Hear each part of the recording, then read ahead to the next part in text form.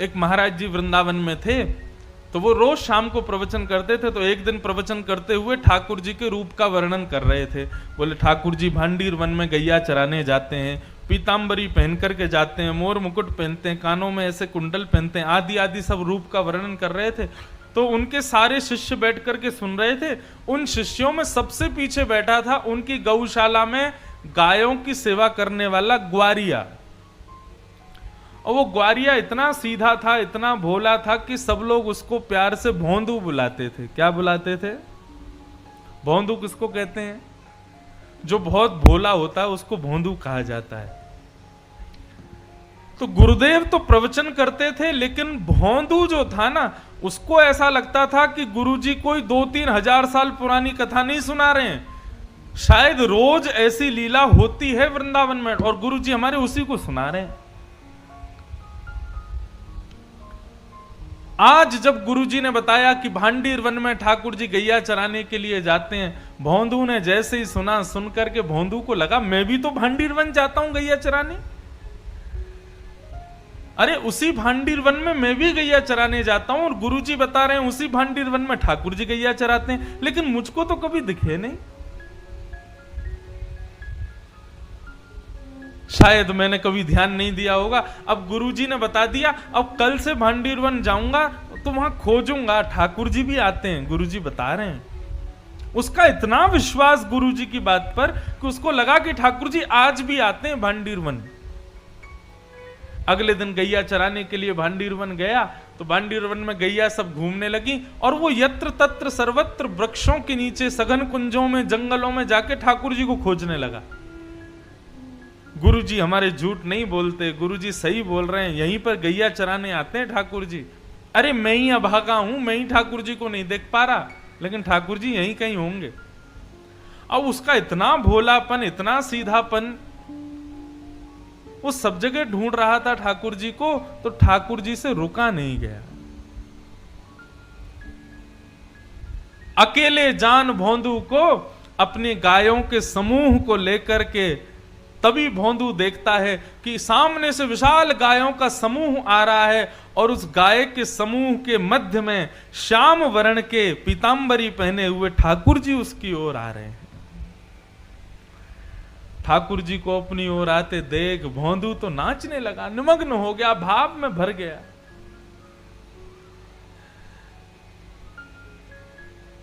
कटाक्ष नेत्र ठाकुर जी के, सुंदर कपोल, मधुर मुस्कान, घुंघराले केश, मोर मुकुट सिर पर, पीतांबरी पहने हुए, चंदन की सुगंधी महकते हुए ठाकुर जी गैया चराते हुए आ रहे हैं। भोंदू ने जैसे ही उसको देखा निमग्न हो गया। ठाकुर जी आकर के भोंदू के पास बैठ गए। अब भोंदू और ठाकुर जी दोनों एक दूसरे को देखें। भोंदू बोला, आप वही श्याम सुंदर हो ना जिनके बारे में हमारे गुरुजी सुनाते हैं? ठाकुर जी बोले, हाँ हम वही श्याम सुंदर हैं। बोले, अच्छा। हमारे गुरुजी आपके रूप का वर्णन करते हैं तो लगता है आप कितने सुंदर होंगे, लेकिन आज आपको देखकर के ऐसा लग रहा है कि हमारे गुरुजी जो बताते हैं उससे लाख गुना ज्यादा सुंदर हो आप। बड़े प्यारे हो ठाकुर जी। ठाकुर जी बोले, अब केवल बात ही बनाते रहोगे, कुछ खिलाओगे पिलाओगे भी हमको? भोंदू बोला, आप मेरे यहाँ मेरे हाथ का खाओगे? बोले, हाँ हाँ हम खाएंगे, तुम खिलाओ। तो भोंदू पोटली में बांध के 2-4 रोटी ले गया था, ठाकुर जी के सामने प्रस्तुत कर दी। ठाकुर जी ने प्रेम से पाया। अब सारी रोटी भोंदू की खा गए और फिर भोंदू से बोले, और खिलाओ। भोंदू बोला, ये मैं तो 2 ही रोटी लाया था, इससे ज्यादा मैं खाता नहीं हूं। ठाकुर जी बोले, कल से और रोटी लाना, हमको भूख लगती है। और ठाकुर जी अपनी गैया लेके चले गए, भोंदू अपनी गैया लेके चला गया। भोंदू को लगा ठाकुर जी ऐसे ही आते हैं, सबसे मिलते हैं, वो तो मेरा ही दुर्भाग्य था जो इतने साल बाद मुझको मिले। भोंदू ने आकर के किसी को कुछ नहीं बताया, उसने गुरुजी से भी कोई चर्चा नहीं की।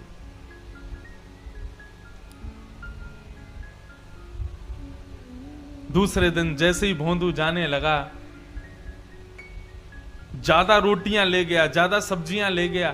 तो रसोई घर के जो महाराज जी थे उन्होंने जाकर के गुरुजी को बताया। बोले, गुरुजी आज तो भोंदू इतना सारा भोजन लेकर के जा रहा है।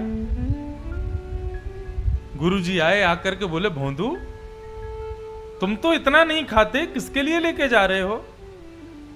तो भोंदू ने सहज भाव से कहा, बोले गुरुजी मैंने आपको बताया नहीं, लेकिन मैं जहां गैया चराने जाता हूं ना भांडीर वन में, वहां ठाकुर जी भी आते हैं अपनी गैयाओं के साथ। कल आए थे, मेरे से रोटी मांग रहे थे, तो मैंने 2 रोटी खिला दी, तो ठाकुर जी को कम लगी, इसलिए मैं ज्यादा लेके जा रहा हूं। तो ये ज्यादा पुरानी नहीं, 60-70 वर्ष पुरानी बात है। गुरुजी बोले भोंदू कौन आता है भांडीर वन में? बोले ठाकुर जी आते हैं। बोले कौन से ठाकुर जी? बोले वही ठाकुर जी जिनकी आप कथा सुनाते हो। गुरुजी बोले सच में ठाकुर जी आते हैं? बोले हाँ। अच्छा बता तो सही कैसे दिखते हैं वो? ऐसे कोई बालक मुकुट उकुट पहन के आ गया होगा, तुझको पागल बना रहा होगा? बोले नहीं गुरुजी मैं बताता हूं ना, बिल्कुल कमल जैसे उनके नेत्र हैं, जब वो मुस्कुराते हैं तो ऐसा लगता है मोतियों जैसे उनके दांत हैं, कानों में ऐसा कुंडल पहनते हैं, और गुरुजी सबसे बड़ी बात, वे जब चलते हैं ना तो वो बांकी अदा से चलते हैं, और उनके पैर जब पृथ्वी पर पड़ते हैं ना, उसके बाद जब जैसे ही पैर हटाते हैं तो पृथ्वी पर एक अद्भुत सी सुगंधी सी उगने लगती है, एक अद्भुत सा दृश्य प्रकट हो जाता है पृथ्वी पर।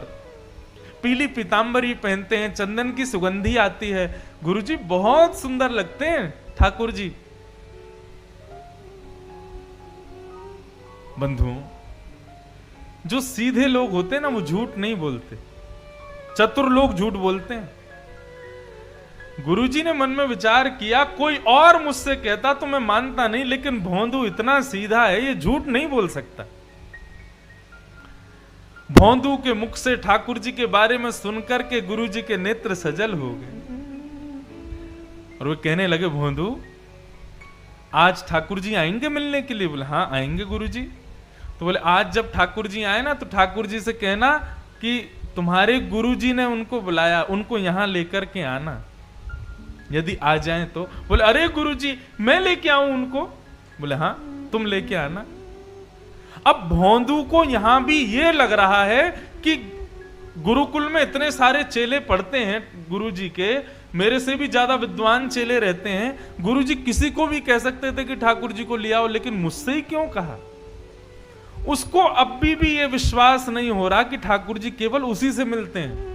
उसको लगा सबसे ही मिलते होंगे, लेकिन गुरुजी ने मेरे को योग्य जान के मुझसे कहा कि ठाकुर जी को लेके आना। भोंदू तो नाचता गाता हुआ पहुंच गया भांडीर वन। जैसे ही ठाकुर जी आए, ठाकुर जी आके बोले अरे भैया भोंदू जल्दी रोटी खिला।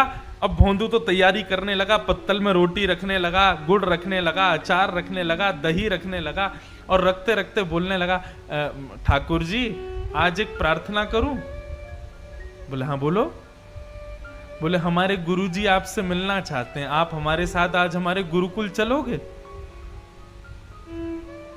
ठाकुर जी बोले देख हम तेरे सखा हैं, तेरे मित्र हैं, तेरे गुरुजी से हमको कोई मतलब नहीं है, तुझसे मिलेंगे, तेरे संग बैठेंगे, तेरे संग खाएंगे, तेरे संग रहेंगे, लेकिन गुरुजी से नहीं मिलेंगे हम।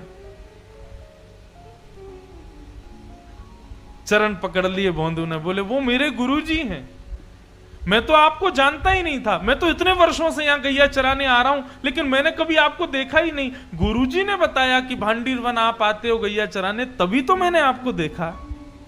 जिन गुरुजी ने आपसे मिलवाया, जिन गुरुजी ने आपके बारे में बताया, जिन गुरुजी ने मुझे आपके योग्य बनाया, वो गुरुजी आपको बुला रहे हैं, आप मना मत करो ना, चलो ना मेरे साथ।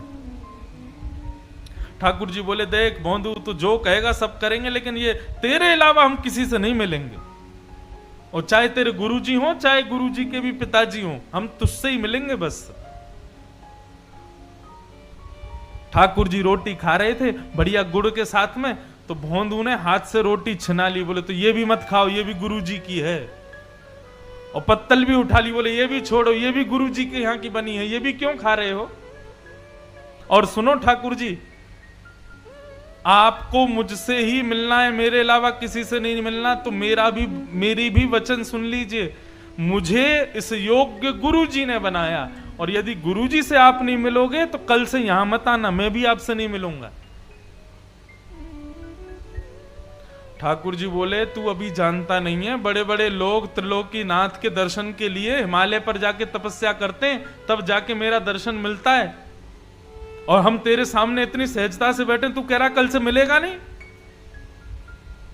भौंदू बोला मैंने तपस्या नहीं की, मैंने अपने गुरु की सेवा की, तो इसका मतलब ये सिद्ध हो गया कि लोग 1000 वर्ष तपस्या करके आपका दर्शन करते हैं, लेकिन मेरे गुरुजी के चरणों में 1000 वर्षों के समान तपस्या का फल है, मैं उनको प्रणाम करता हूं और उससे मुझे आपके दर्शन हो जाते हैं। ऐसे गुरु को क्यों नहीं मिलोगे आप? ठाकुर जी बोले गुरु जी से नहीं मिलेंगे। तो फिर भौंदू बोला ठीक है, तो आज से मेरी आपकी कट्टी, कल से मत आना यहां पे, मेरे गुरु जी के नहीं तो फिर मेरे भी नहीं आप। और भौंदू ने अपना सारी सामग्री उठाई, सारी गैयाओं को इकट्ठा किया और जाने लगा वहां से, भगवान को छोड़ के जाने लगा। भगवान बोले अरे भौंदू रुक तो जा। बोले अब तो मैं तभी रुकूंगा जब आप मुझे वचन दोगे कि मेरे गुरुजी से मिलोगे। अगर आप ये वचन नहीं दोगे तो मैं नहीं मिलूंगा, मैं नहीं रुकूंगा। भौंदू जाने लगा, थोड़ी दूर गया, थोड़ी और दूर गया। अब मानो जैसे कि हमारे श्याम सुंदर के त्रिलोकीनाथ की त्रिलोक की संपदा छूट रही हो। दौड़े भौंदू के पीछे और पीछे जाकर के भौंदू के कमर पर चढ़ गए ऊपर और बोले तू जहां जाएगा सब जगह जाएंगे, लेकिन तू छोड़ करके मत जा, ले चल अपने गुरुजी के पास में।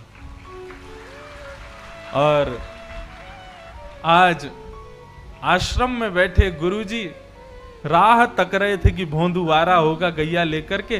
तभी क्या देखते हैं, असंख्य गायों का झुंड आ रहा है और उन असंख्य गायों के झुंड के बीच में भौंदू अपने कमर पर ठाकुर जी को उठा करके ला रहा है। यह दृश्य देखते ही जो गुरुजी थे वे तो मूर्छित हो गए, और जब होश में आया तो नंद नंदन को सामने देखा। उठते ही जैसे ही ठाकुर जी को देखा, ठाकुर जी को प्रणाम नहीं किया, पहले भौंदू को प्रणाम किया। बोले तेरी भक्ति को प्रणाम करता हूं भौंदू, तेरी इतनी सरलता, इतनी सहजता, इतनी कोमलता कि तेरा नाम भी कोई तेरे को नहीं बुलाता, सब तेरे को भौंदू भौंदू बुलाते, इतना सीधा है तू। आज तेरे वशीभूत होकर के त्रिलोकीनाथ मेरे आश्रम चल के आए। ये सत्य घटना है वृंदावन की।